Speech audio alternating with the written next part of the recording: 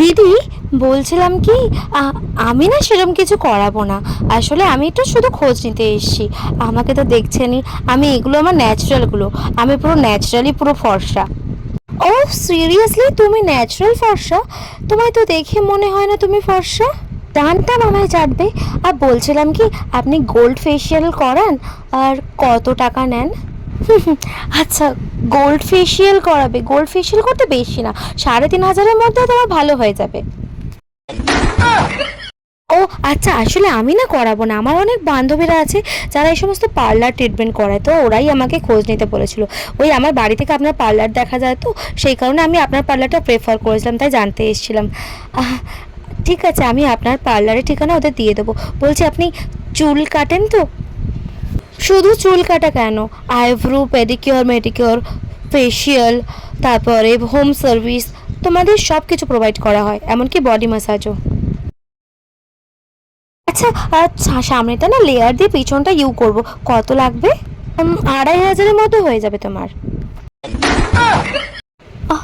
বাবারে, 2,500 টাকা? আসলে আমি করাবো না, আমার ওই বান্ধবীরা করাবে।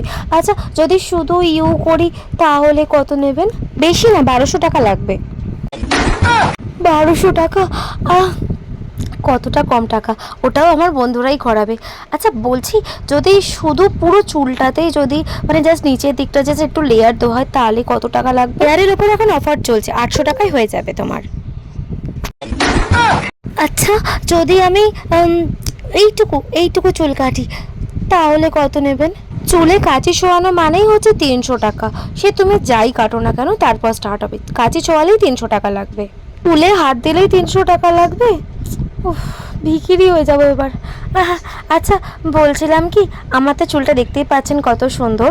আমি না চুলটা বেশি কাটবো না, জাস্ট এইটুকুই কাটবো, মানে বেশি না, 1 আঙুলও হবে না। আচ্ছা দেখাচ্ছি, জাস্ট এইটুকু ডগাটাকে কাটবো। 20 টাকায় হবে?